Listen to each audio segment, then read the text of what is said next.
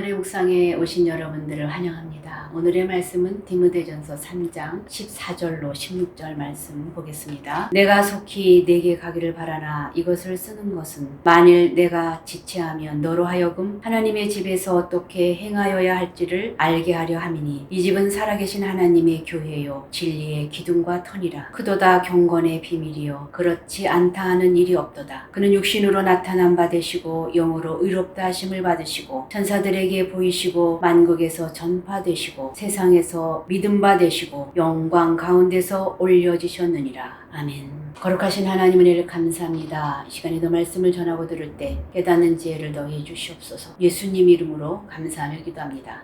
아멘. 오늘은 교회와 경건의 비밀에 대한 내용입니다. 이 부분은 본서 전 목회 서신의 심장부로 알려져 있습니다. 저자는 이곳에 이르러서 본서 기록의 이유와 전 목회 서신의 기록의 이유를 밝히고 있습니다. 그것은 곧 그가 디모데를 속히 만나지 못하는 경우를 생각해서 목회하는 방법을 지시하기 위한 것이었는데, 디모데는 이지러진 교회를 바로 세워야 합니다. 교회가 이 편지에 있는 바울의 교훈을 받아들여야 하는 이유는 교회는 어떤 인간의 집이 아니라 살아계신 하나님의 집이요 진리의 기둥과 수호자이기 때문에 그렇습니다. 하나님의 집으로서의 교회는 하나님의 복음을 수호하고 경건의 비밀을 선포해야 하는 바, 에베소 교회는 바로 이 점에서 실패하고 있습니다. 지도력은 죄로 물들여졌고 교회의 명예와 일할 능력은 형편없이 손상되었으며 이런 상태는 반드시 중지되어야 했습니다. 바울은 이를 위해 초대교회 찬송가의 1절로 여겨지는 한 그리스도의 찬미를 인용을 하고 있습니다. 이 찬미를 통하여서 그리스도의 복음은 유대적 영지주의자들의 주장과는 달리 전 우주적인 복음인 것을 온천하에 천명하고 있습니다. 14절 보겠습니다. 내가 속히 내게 가기를 바라나 이것을 내게 쓰는 것은, 바울은 지금 마게도냐 지방으로 여행 중에 있고 디모데는 에베소에 머물러 있는 것이죠. 이것을 내게 쓰는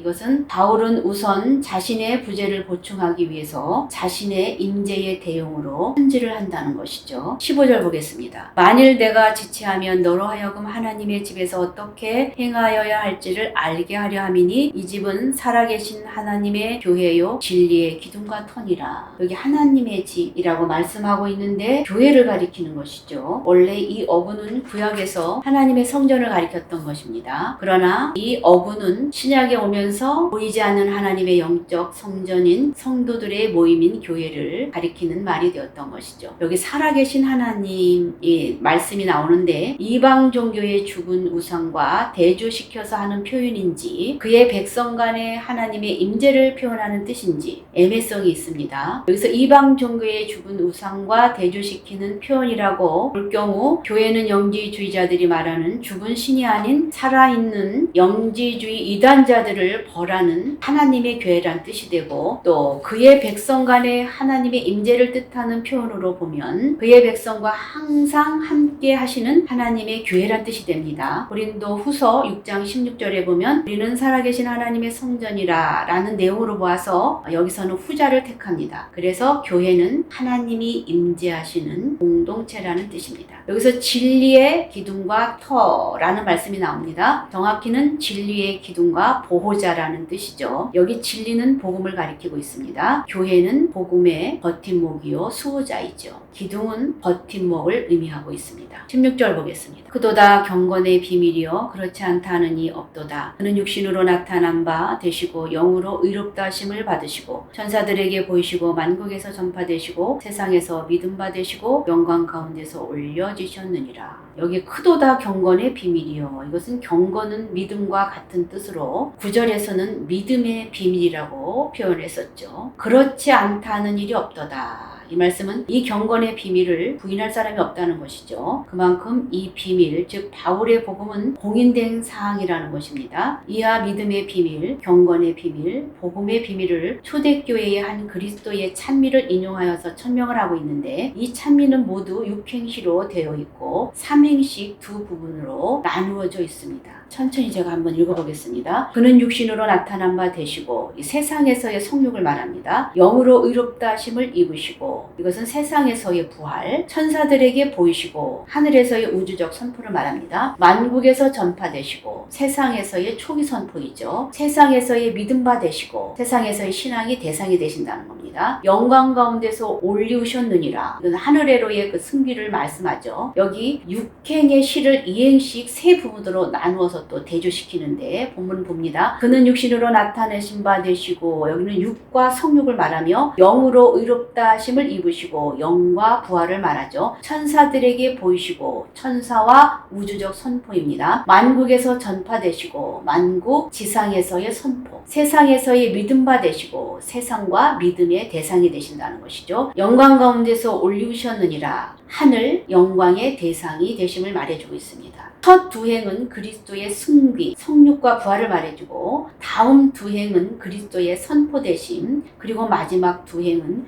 그리스도의 즉위, 승천을 노래하는 것입니다. 여기서 그는이라는 것은 그리스도를 가리키고 육신으로 나타난 바 되시고 이것은 그리스도의 성육신을 가리킵니다. 영으로 의롭다 하심을 입으시고 이 말씀은 그리스도의 죽으심과 부활을 가리킵니다.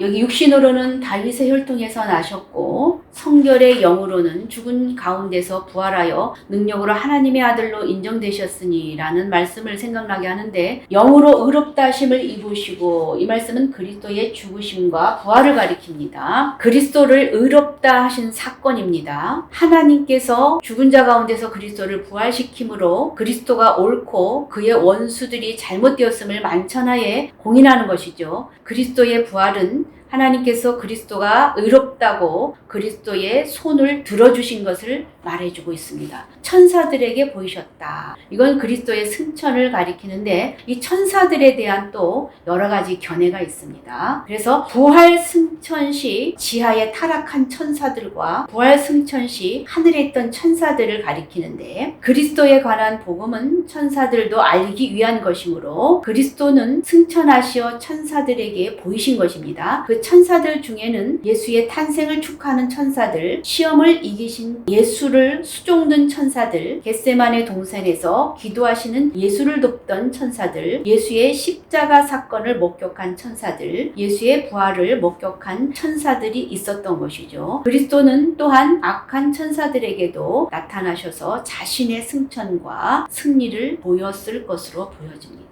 여기서 만국에서 전파되시고 이것은 부활 후에 전 세계에 전파된 것을 가리킵니다. 이단자들의 지역주의를 거부하는 것을 말씀해주고 있죠. 세상에서 믿은 바 되시고 그리스도는 온 세상에서 믿음의 대상이 되셨다는 것이죠. 영광 가운데서 올리우셨느니라. 그리스도의 승천을 가리키고 있습니다. 그는 영광스러운 개선 장군의 모습으로 하늘에 입성하셨다는 것을 보여주고 있습니다. 그래서 오늘의 내용은 교회와 경건의 비밀에 대한 말씀을 살펴보았습니다.